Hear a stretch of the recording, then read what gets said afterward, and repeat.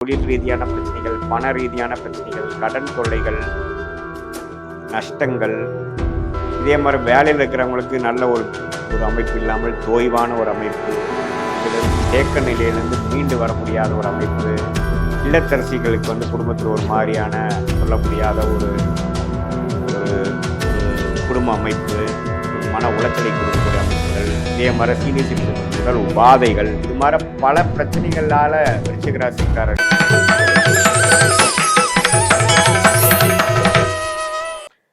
இந்த வீடியோவில் நம்ம என்ன பார்க்க போறோம்னா,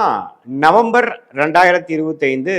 விருச்சிக ராசிக்காரர்களுக்கு எத்தகைய ஒரு பலாபலன்கள் நிறைந்த ஒரு மாதமாக இருக்க போகிறதுங்கிறது சயின்டிஃபிக் வேதிக் அஸ்ட்ராலஜி முறையில் துல்லியமான அறிவியல் சார்ந்த ஜோதிட கருத்துக்களை பார்க்க போகிறோம். மிகைப்படுத்தாமல், மூடநம்பிக்கைக்குள்ளே போகாமல், உள்ளது உள்ளவாறு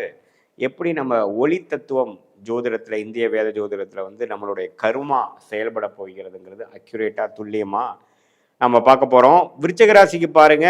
ஆண்டு கிரகமாகிய குரு இதுவரை 8ஆம் இடத்தில் இருந்த குரு, அஷ்டமத்தில் இருந்த குரு 9ஆம் இடத்துக்கு அதிவகரமாக ராசிவையே பார்க்கறது அருமை. அதே சமயத்தில் சனி 5ஆம் இடத்திலிருந்து குரு பார்வை பெறுகிறார், தவறில்லை. 4ஆம் இடத்தில் ராகு இருக்கிறார், 10ஆம் இடத்தில் கேது இருக்கிறார். ஸோ தொழில் ரீதியான இடம் சார்ந்த விஷயத்தில்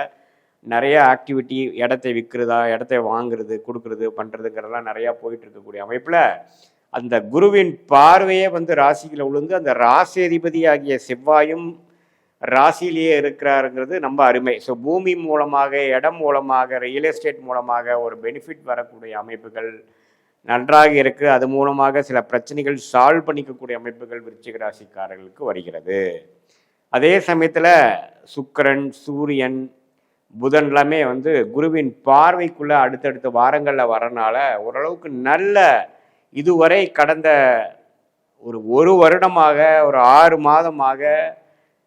கைக்கு வந்தது வாய்க்கு வரவில்லைங்கிற மாதிரி சில பிரச்சனைகளை சால்வ் பண்ண ட்ரை பண்ணக்கூடிய தொழில் ரீதியான பிரச்சனைகள், பண ரீதியான பிரச்சனைகள், கடன் தொல்லைகள், நஷ்டங்கள், இதே மாதிரி வேலையில் இருக்கிறவங்களுக்கு நல்ல ஒரு அமைப்பு இல்லாமல் தோய்வான ஒரு அமைப்பு, இதுலேருந்து தேக்க நிலையிலேருந்து மீண்டு வர முடியாத ஒரு அமைப்பு, இல்லத்தரசிகளுக்கு குடும்பத்தில் ஒரு மாதிரியான சொல்ல முடியாத ஒரு ஒரு ஒரு குடும்ப அமைப்பு, கொஞ்சம் மன உளைச்சலை கொடுக்கக்கூடிய அமைப்புகள், இதே மாதிரி சீனியர் சிட்டிசனுக்கு உடல் உபாதைகள், இது மாதிரி பல பிரச்சனைகளால் விருச்சிக ராசிக்காரர்கள் பாதிக்கப்பட்டவங்களுக்கெல்லாம் பார்த்தீங்கன்னா இப்போது நவம்பர் மாதம் ஒரு அருமையான விமோச்சனத்தை கொடுக்கக்கூடிய, மனம் உற்சாக அடையக்கூடிய அமைப்புகளாக நடக்கக்கூடியது இருக்குது. ஏன்னா உச்ச குருவே அதிவக்ரமாக 8ஆம் இடத்துல இருந்தவர் 9ஆம் இடத்துக்கு ராசியை பார்ப்பது அருமை. ஸோ திடீர்னு சில விஷயங்கள் பாசிட்டிவாக நடக்கக்கூடிய அமைப்புகள், அது மூலமாக மென்டல் கிளாரிட்டி, மனசில் கொஞ்சம் சந்தோஷம், தூக்கமின்மையால் பாதிக்கப்பட்டவங்க, மன உளைச்சலை பாதிக்கப்பட்டவங்க, டிப்ரெஷனில் இருந்தவங்க,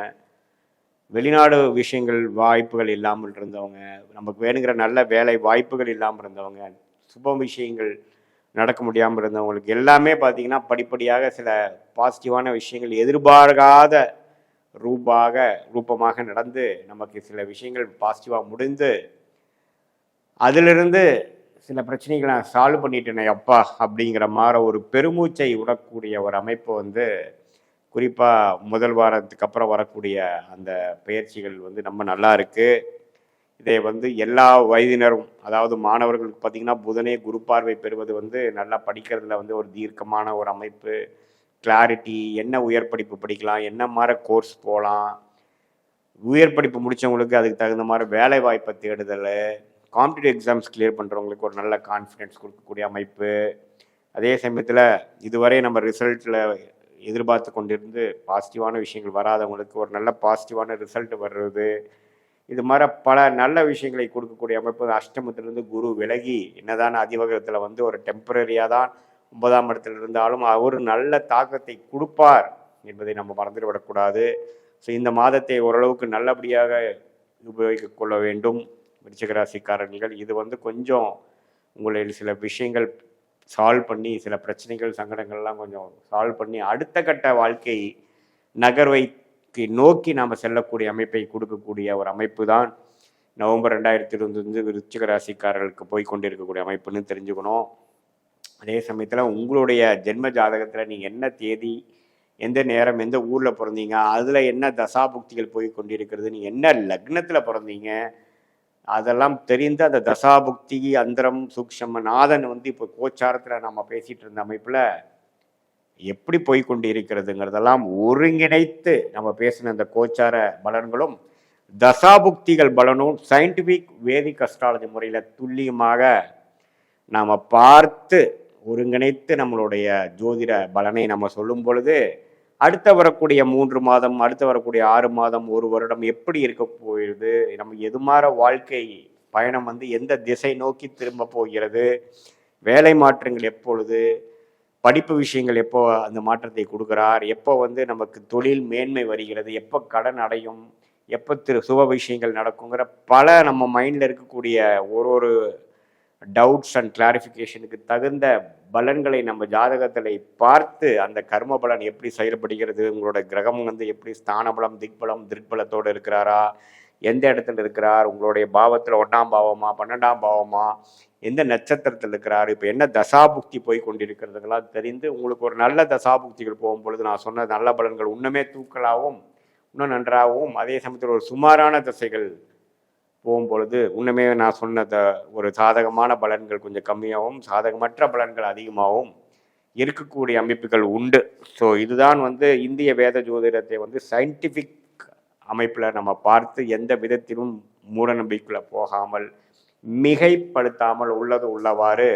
நம்ம பார்க்கும் பொழுது நம்ம கர்ம பலனை நாமளே தெரிந்து கொண்டு அதற்கு தகுந்த மாதிரி வாழ்க்கை திட்டங்களை தீட்டி செயல்படுவே. ஆனால் தேவையற்ற சமய விரயங்கள், அதே சமயத்தில் பண விரயங்களை தவிர்த்து செய்ய வேண்டிய விஷயங்கள் செய்ய வேண்டிய நேரத்தில் செய்து நம்மளுடைய கர்ம பலனுக்கு நிகரான பலாபலங்களை எதிர்கொண்டு நம்மளுடைய வாழ்க்கை திட்டங்களை தீட்டி அந்த டைரக்ஷனை நம்ம போனோம்னா எளிதில் வாழ்க்கையில் எதிர்நீச்சல் போடாமல் வெற்றி பெற முடியும். நம்மளுடைய பிராப்தங்களை அறிந்து அதுக்கு தகுந்த விஷயங்களை நம்ம பார்க்கலாம். நம்ம இந்த கோச்சார அமைப்பாக வந்து ஆண்டு கிரகத்தின் சஞ்சாரம், பெயர்ச்சி, குரு, சனி, ராகு, கேது, மாத கிரகத்தின் சஞ்சாரமாகிய செவ்வாய், புதன், சூரியன், சுக்கிரன், இது எல்லாமே பார்த்திங்கன்னா ஒரு பொதுவான அமைப்புகளே தவிர உங்களுடைய ஜென்ம ஜாதகத்தில் எந்த மாதிரி தசாபுக்திகள் போய் கொண்டிருக்கிறது, அந்த தசநாதன் புக்திநாதன் ஒன்றுக்கு ஒன்று எப்படி இருக்கிறார்கள், உங்கள் என்ன லக்னத்தில் இருக்கிறீங்க, இந்த லக்னமும் ராசியும் ஒன்று ஆள் வேறு என்ன லக்னம், அதெல்லாம் வைத்து பார்க்கும் பொழுது இன்னுமே வந்து துல்லியமான பலன் வந்து இந்த சயின்டிஃபிக் வேதிக் அஸ்ட்ராலஜி முறையில் நம்ம அந்த ஒளி தத்துவம் வந்து உங்களுடைய கர்மாவை எப்படி செயல்படுத்துகிறது, எந்த நேரத்தில் சாதகமான கர்மா கரைகிறது, எந்த நேரத்தில் சாதகமற்ற